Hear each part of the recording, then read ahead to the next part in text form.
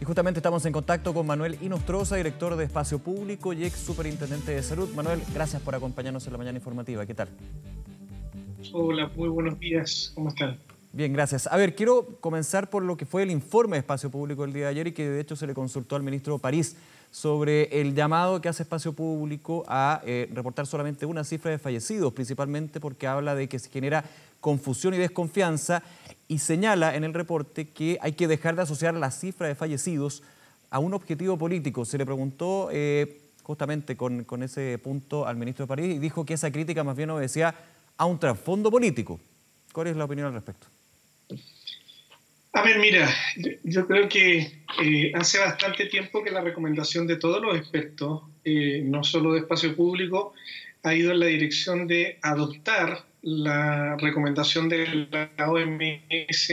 de publicar en una sola cifra no solo los casos confirmados con PCR, sino que también aquellos casos probables. Esto además acentuado en el caso de Chile, de que como no hay circulación de otro tipo de virus, de hecho el último reporte del informe epidemiológico de virus respiratorios normales que hace el Instituto de Salud Pública de la semana 25, esto es hace una semana y media atrás, indica que tenemos virus circulando de otra naturaleza en un 0.5% del total de las muestras realizadas en el país, cuando a la misma fecha el año pasado era de un 50% de positividad, es decir, 100 veces menos virus circulando de influenza H1N1, de adenovirus, de virus respiratorio sincicial, con lo cual cualquier cuadro clínico asociado a fiebre, síntomas respiratorios, en un 99,9% Claro. es coronavirus. Eso, Entonces, Manuel, ese punto en particular me detengo. De alguna manera, el caso probable no debería estar contabilizado en este punto en particular de los fallecimientos, porque finalmente se dice cualquier cuadro respiratorio actualmente obedece, como tú dices, un 99,9% a COVID-19, no a otro virus. Bueno, pero por lo mismo, entonces la recomendación es aceptar la observación de la OMS de que se contabilicen como 100% de fallecidos por coronavirus, independiente si se le ha hecho y confirmado el test PCR positivo. Entonces, en ese sentido, yo creo que el gobierno debiera de una vez por todas hablar del número total de fallecidos, que ya hoy día supera lamentablemente los 9.000 muertos. Ahora,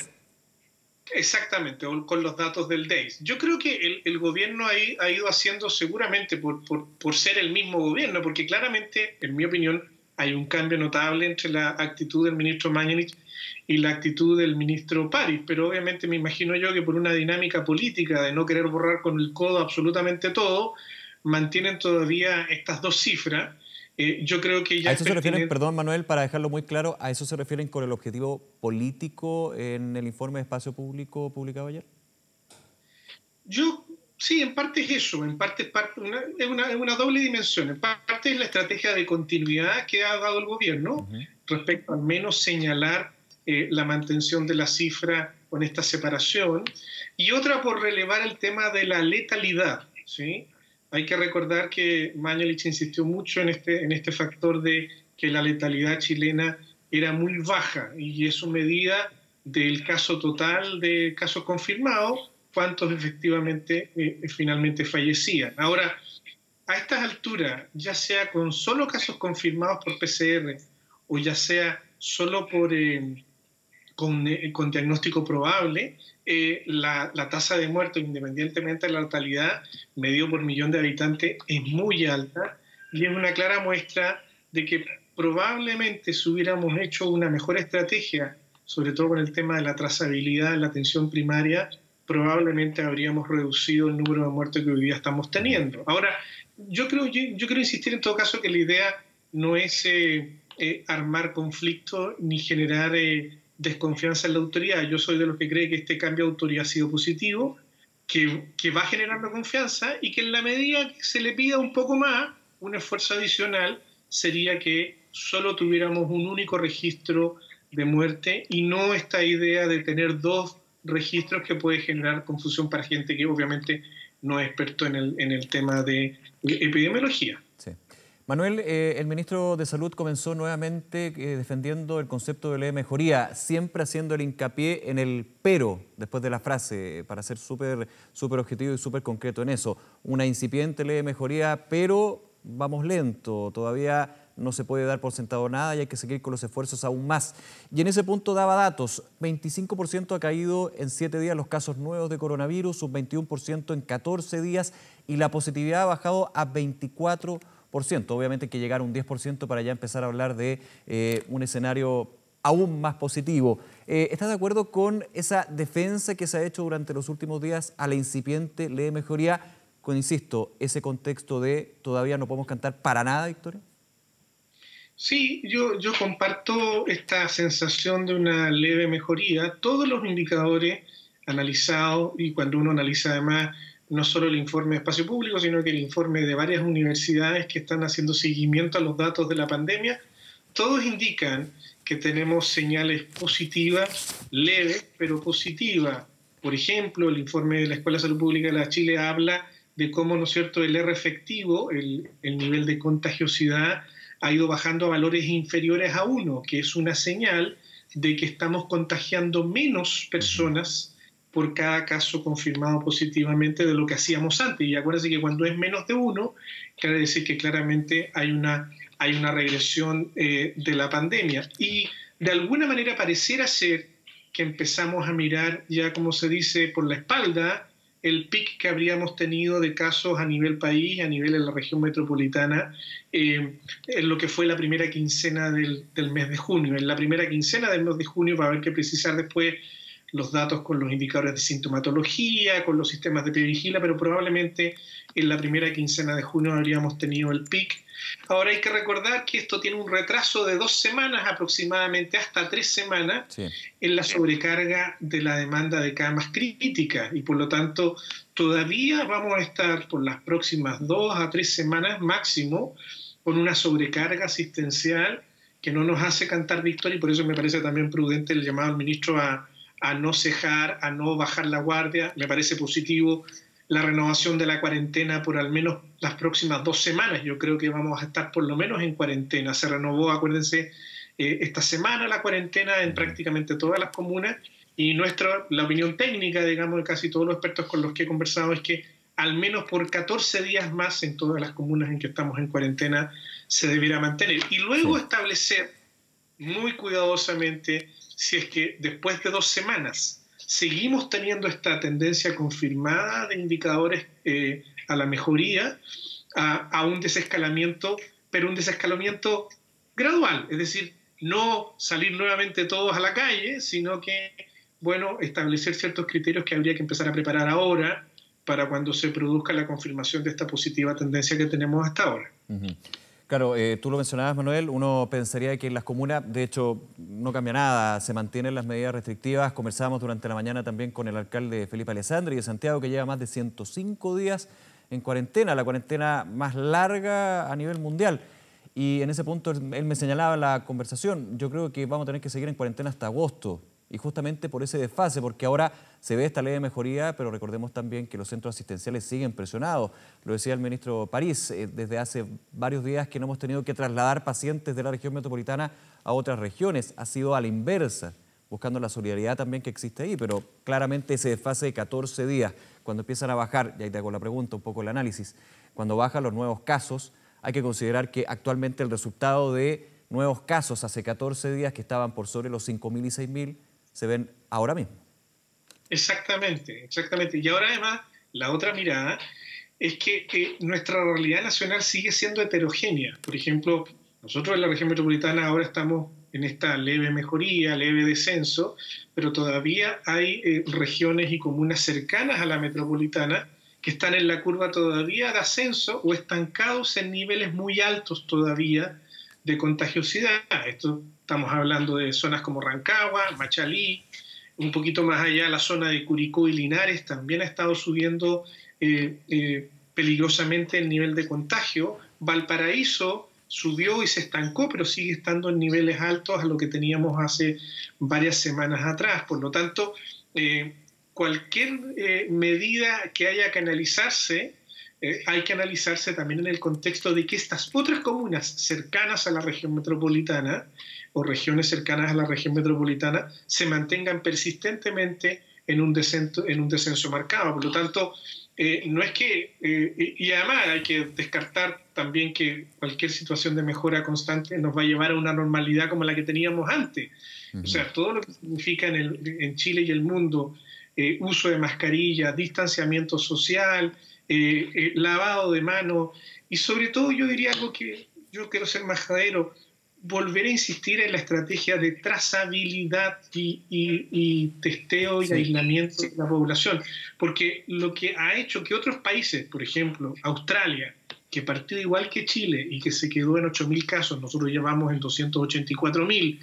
nosotros vamos en 9.000 muertos y ellos se quedaron estancados en del orden de 200 muertos,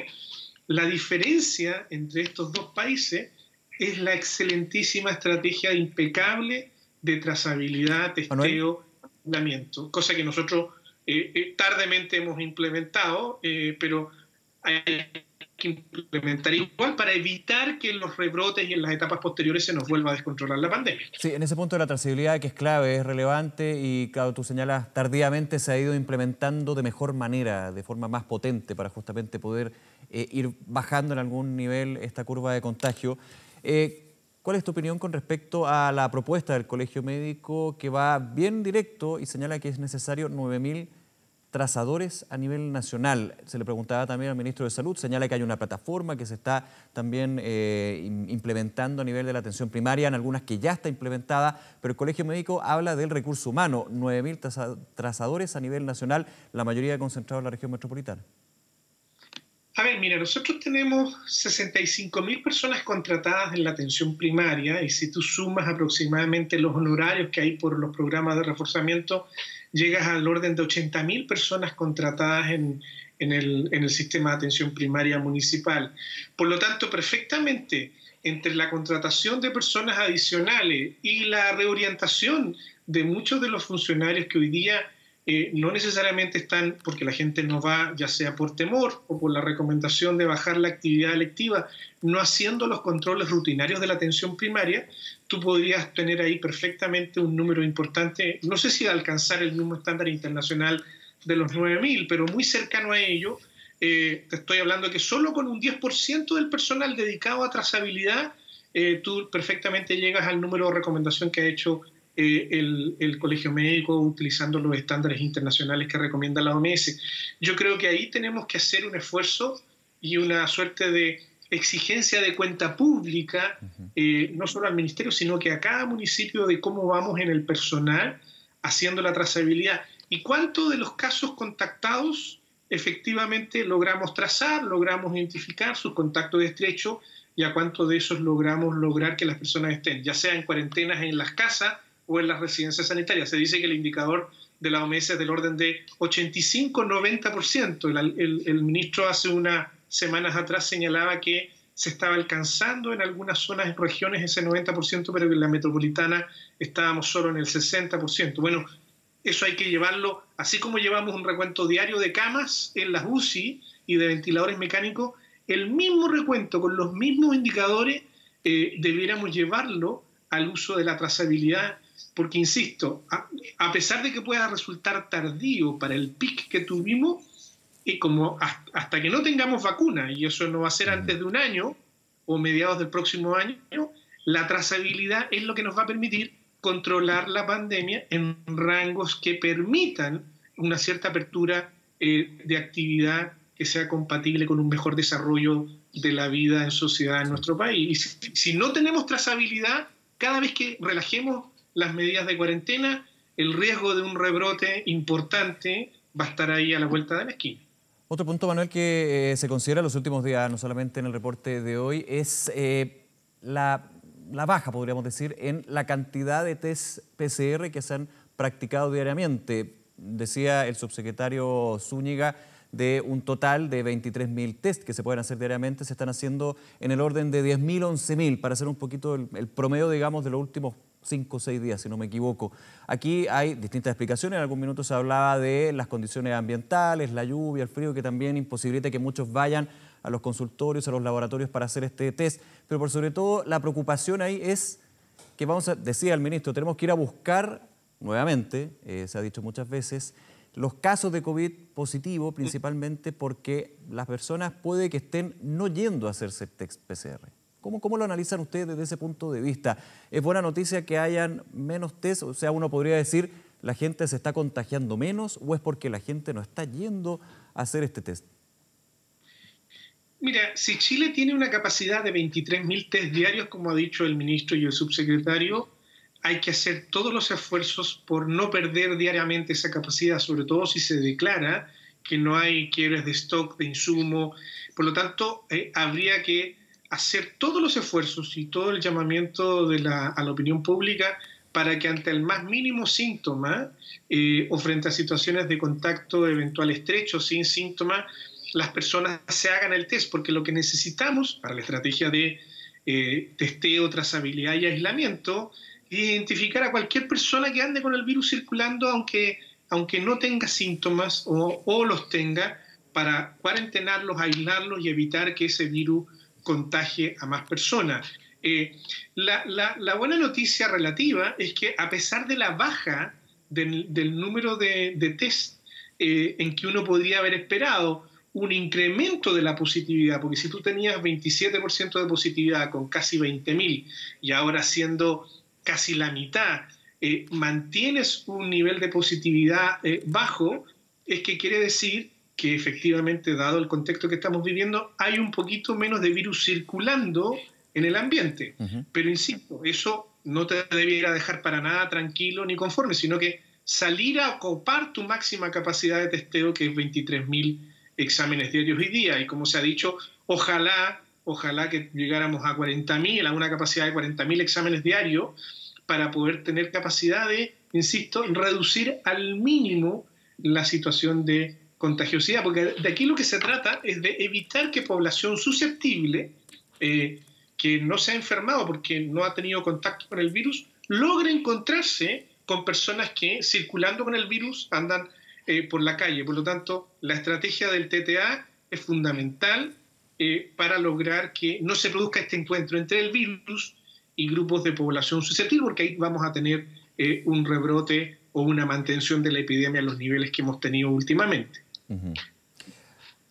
Otro elemento relevante, y lo comentábamos también, es de la red asistencial, que de alguna manera también dentro de esta ley de mejoría, en algún minuto el ministro de Salud hablaba de holguras leves. Yo creo que aplicaría el mismo concepto, incipientes holguras, poder trasladar a personas que estaban en los centros de urgencia a unidades de pacientes críticos o cuidado intensivo. También está este dato que entregaban, que hace días que no se ha tenido que trasladar a personas con una situación crítica a otros establecimientos a nivel regional porque no se pueden atender aquí en Santiago. Dentro de lo que se ha podido observar, ¿cuál es un poco la evaluación también sobre el estrés que mantiene, ojo, todavía la red asistencial a nivel nacional?